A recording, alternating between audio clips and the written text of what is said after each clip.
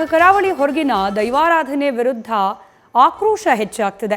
ಹೊರಗಿನ ದೈವಾರಾಧನೆ ವಿರುದ್ಧ ಕರಾವಳಿ ಜನ ಆಕ್ರೋಶಭರಿತರಾಗಿದ್ದಾರೆ. ಕಾಂತಾರ ಬಳಿಕ ದೈವಗಳ ಹೆಸರಲ್ಲಿ ದಂಧೆಗೆ ಇಳಿದಿದ್ದಾರೆ ಕೆಲವರು.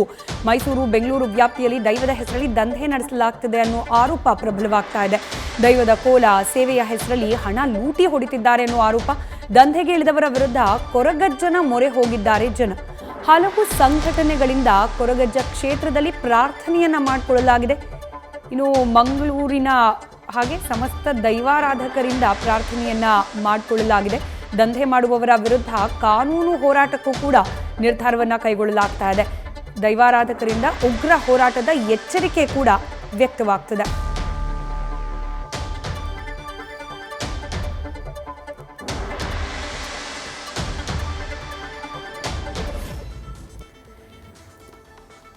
ಬೆಂಗಳೂರು ಹೊರವಲಯ ಹಾಗೆ ಮೈಸೂರು ವ್ಯಾಪ್ತಿಯಲ್ಲಿ ದೈವಗಳ ಇವ್ರ ಮನೇಲಿರೋ 2 ಎಕ್ಸ್ಟ್ರಾ ಬೆಡ್ರೂಮ್ ಅಲ್ಲಿ ಹೋಮ್ ಸ್ಟೇ ಬಿಸ್ನೆಸ್ ಮಾಡಿ ತಿಂಗಳಿಗೆ 60,000 ಲಾಭ ಮಾಡ್ತಿದ್ದಾರೆ. ನೀವು ಮಾಡ್ಬೇಕಾ? ಫ್ರೀಡಮ್ ಆಪ್ ಅನ್ನ ಈಗಲೇ ಡೌನ್ಲೋಡ್ ಮಾಡಿ. ನಿಧಿಯನ್ನ ನಿರ್ಮಾಣ ಮಾಡಿ ಅದರ ಅಭಿವೃದ್ಧಿಗೆ ಅಂತ ಹೇಳಿ ಹಣ ಸಂಗ್ರಹ ಮಾಡಲಾಗ್ತಿದೆ ಅನ್ನೋ ವಿಚಾರಕ್ಕೆ ಸಂಬಂಧಪಟ್ಟಂತೆ ಹಾಗೆ ಈ ರೀತಿಯ ಪ್ರಕ್ರಿಯೆಗಳಿಗೆ ಕರಾವಳಿ ಭಾಗದ ದೈವಾರಾಧಕರು ಯಾವ ರೀತಿಯಾಗಿ ವಿರೋಧ ವ್ಯಕ್ತಪಡಿಸುತ್ತಿದ್ದಾರೆ ಅನ್ನೋದರ ವಿಸ್ತೃತ ವರದಿಯನ್ನ ನ್ಯೂಸ್ ಫಸ್ಟ್ ಪ್ರಸಾರ ಮಾಡಿದೆ.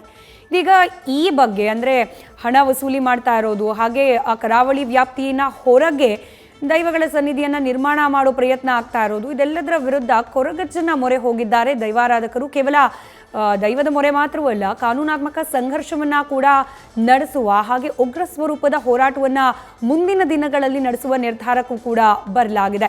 ಮೈಸೂರು ಹಾಗೆ ಬೆಂಗಳೂರಿನ ಹಲವೆಡೆ ದೈವಗಳ ಹೆಸರಲ್ಲಿ ಒಂದಷ್ಟು ಹಣ ಸಂಗ್ರಹ ಮಾಡಲಾಗ್ತಾ ಇದೆ ಅನ್ನೋ ಆರೋಪಕ್ಕೆ ವಿರುದ್ಧವಾಗಿ ಇದೀಗ ಕೊರಗಜ್ಜನ ಮೊರೆ ಹೋಗಿದ್ದಾರೆ ದೈವಾರಾಧಕರು.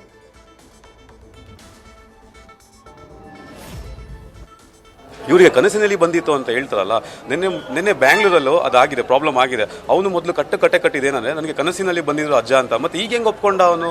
ಯಾರೋ ಹೇಳಿದಕ್ಕೆ ನಾನು ಅದನ್ನು ಸ್ಥಾಪನೆ ಮಾಡಿದ್ದು ಅಂತ. ಯಾಕೆ ನಿಮ್ಮ ಇದಕ್ಕೋಸ್ಕರ, ಬಿಸ್ನೆಸ್ಗೋಸ್ಕರ ಯಾಕೆ ದೈವಗಳನ್ನ ಬಳಸ್ಕೋತಾ ಇದ್ದೀರಾ? ನನ್ನ ಪ್ರಶ್ನೆ ಇಷ್ಟೇ.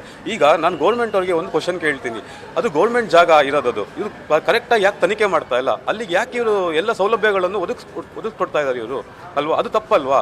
ಆ ಜಾಗದಲ್ಲಿ, ಗೌರ್ಮೆಂಟ್ ಜಾಗದಲ್ಲಿ ಇವ್ರು ಹೆಂಗೆ ಒಂದು ಸ್ಥಾಪನೆ ಮಾಡಿದ್ರು? ಹಂಗಂದ್ರೆ ನಮಗೂ ಒಂದು ಆಸ್ತಿ ಬೇಕು ಅಂದ್ಬಿಟ್ಟು ನಾನು ಸಿಕ್ಕಿದ ಕಡೆ ಹೋಗಿ ಸರ್ವೇಕಲ್ ಹಾಕ್ಬಿಟ್ಟು ಒಂದು ಸ್ಥಾಪನೆ ಮಾಡಿದ್ರೆ ಅದು ದೈವ ಹೋಗುತ್ತಾ? ಹಂಗಾರೆ ಆ ಜಾಗ ನಾನು ತಗೊಂಡ್ಬಿಡಕ್ಕಾಗುತ್ತಾ? ಆಗಲ್ಲ ಅಲ್ಲ. ಯಾಕೆ ಗೌರ್ಮೆಂಟ್? ಡೀಟೇಲ್ಸ್ ನಮ್ಮ ಪ್ರತಿನಿಧಿ ಕಿರಣ್ ನೀಡ್ತಾ ಹೋಗ್ತಾರೆ, ದೂರವಾಣಿ ಸಂಪರ್ಕದಲ್ಲಿದ್ದಾರೆ. ಕಿರಣ್, ಇದೀಗ ಕರಾವಳಿ ವ್ಯಾಪ್ತಿಯಿಂದ ಹೊರಗೆ ದೈವದ ಹೆಸರಲ್ಲಿ ಹಣ ಸಂಗ್ರಹದ ವಿರುದ್ಧವಾಗಿ ಕೊರಗಜ್ಜನ ಮೊರೆ ಹೋಗಲಾಗಿದೆ. ಕೇವಲ ಇದಿಷ್ಟು ಮಾತ್ರವಲ್ಲ, ಕಾನೂನಿನ ಹೋರಾಟ ಜೊತೆಗೆ ಪ್ರತಿಭಟನೆಯ ಹಾದಿಯನ್ನ ತುಳಿಯುವ ಎಚ್ಚರಿಕೆ ಕೂಡ ನೀಡಲಾಗ್ತಾ ಇದೆ. ಡೀಟೇಲ್ಸ್ ಕೊಡೋದಾದ್ರೆ? ಖಂಡಿತ ಸ್ಮಿತಾ, ಯಾಕಂತ ಹೇಳಿದ್ರೆ ಯಾವಾಗ ಕಾಂತಾರ ಚಿತ್ರ ಯಶಸ್ಸಾಯ್ತು ಅದರ ನಂತರ ದೈವಗಳ ಬಗ್ಗೆ, ತುಳುನಾಡಿನ ದೈವಗಳ ಬಗ್ಗೆ, ದೈವಾರಾಧನೆ ಬಗ್ಗೆ ಹೆಚ್ಚಿನ ಮಹತ್ವ ಮತ್ತೆ ಕುತೂಹಲ, ಒಂದು ಕಡೆಯಿಂದ ನಂಬಿಕೆ ಹೆಚ್ಚಾಗ್ತಾ ಇದೆ. ಅದನ್ನೇ ಬಂಡವಾಳ ಮಾಡಿಕೊಂಡ ಕೆಲವರು ದೈವದ ಹೆಸರಲ್ಲಿ ದಂಧೆಗೆ ಇಳಿತಾ ಇದ್ದಾರೆ ನಮ್ಮ ಆರೋಪ ಕೂಡ ಕೇಳಿ ಬರ್ತಾ ಇದೆ. ಮೈಸೂರು, ಮಂಡ್ಯ ಹಾಗೇನೆ ಬೆಂಗಳೂರು ಕಡೆ ಈ ಕೊರಗಜ್ಜನ ಗುಡಿಯನ್ನ ಸ್ಥಾಪಿಸಿ ಅದರ ಅಭಿವೃದ್ಧಿಗೆ ಹಣ ಕೊಡಬೇಕು, ಆ ರೀತಿಯಲ್ಲಿ ಇದು ಫೋನ್ ಪೇ ಮಾಡಬೇಕು, ಆ ತರದೆಲ್ಲ ವಾಟ್ಸಪ್ಗಳಲ್ಲಿ ಬರ್ತಾ ಇತ್ತು. ಅದು ಒಂದು ಕಡೆ. ಆದ್ರೆ ಇನ್ನೊಂದು ಗುಳಿಗ ದೈವದ ಮೂರ್ತಿ ಮಾಡಿಕೊಂಡು ಅದಕ್ಕೂ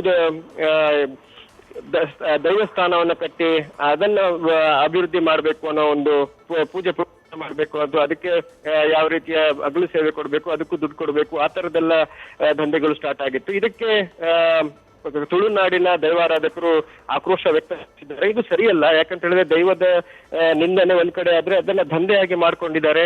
ಅದು ಆ ರೀತಿ ಆಗ್ಬಾರ್ದು. ಯಾಕಂದ್ರೆ ತುಳುನಾಡಿಗೆ ಒಂದು ಪರಂಪರೆ ಇದೆ, ಅದಕ್ಕೆ ದೈವಾರಾಧನೆಗೂ ಒಂದು ಕಟ್ಟುಪಾಡಿದೆ, ಅದನ್ನ ಅನುಸರಿಸಬೇಕು. ಎಲ್ಲೋ ಒಂದ್ ಕಡೆ ಅದಕ್ಕೆ ತುಚಿ ಬರ್ತಾ ಇದೆ ಅನ್ನೋ ಒಂದು ಆರೋಪ ದೈವಾರಾಧಕರು. ಇವತ್ತು ತುಳುನಾಡ ದೈವಾರಾಧಕರ ಸಂರಕ್ಷಣಾ ವೇದಿಕೆ ಹಾಗೇನೆ ದೈವಾರಾಧನಾ ಸಮಿತಿ ಬೆಳ್ತಂಗಡಿ, ಈ ಹಿಂದೂ ಸಂಘಟನೆಗಳ ಒಟ್ಟಿಗೆ ಸೇರ್ಕೊಂಡು ಒಂದು ಸಾಮೂಹಿಕ ಪ್ರಾರ್ಥನೆ ನಡೆಸಿದ್ದಾರೆ. ಮಂಗಳೂರು ಹೊರವಲಯದ ಕುತ್ತಾರು ಅಂದ್ರೆ ಕೊರಗಜ್ಜನ ಮೂಲ ಸ್ಥಾನ ಅಂತಾನೆ ಹೇಳ್ಬೋದು. ಕುತ್ತಾರಿನಲ್ಲಿ ಸಾಮೂಹಿಕ ಪ್ರಾರ್ಥನೆ ಕೂಡ ನಡೆಸಿದ್ದಾರೆ. ಮತ್ತೆ ಇನ್ನೊಂದು ಕಡೆಯಿಂದ ಅವರಿಗೆ ಈ ತರದ ಒಂದು ದಂಧೆ ಮಾಡ್ತಾ ಇದ್ರೆ ಅವರ ವಿರುದ್ಧ ಕಾನೂನಾತ್ಮಕ ಹೋರಾಟ ಮಾಡ್ತೀವಿ, ಒಂದ್ ವೇಳೆ ಇದನ್ನು ನಿಲ್ಲಿಸದೇ ಇದ್ರೆ ಉಗ್ರ ಹೋರಾಟ ಮಾಡ್ತೀವಿ ಅನ್ನೋ ಎಚ್ಚರಿಕೆ ಕೂಡ ಕೊಟ್ಟಿದ್ದಾರೆ. ಸ್ಮಿತಾ, ಧನ್ಯವಾದ ಕಿರಣ್ ಮಾಹಿತಿಗಾಗಿ. ನ್ಯೂಸ್ ಫಸ್ಟ್ ಪ್ರತಿಕ್ಷಣ ನಿಮ್ಮೊಂದಿಗೆ.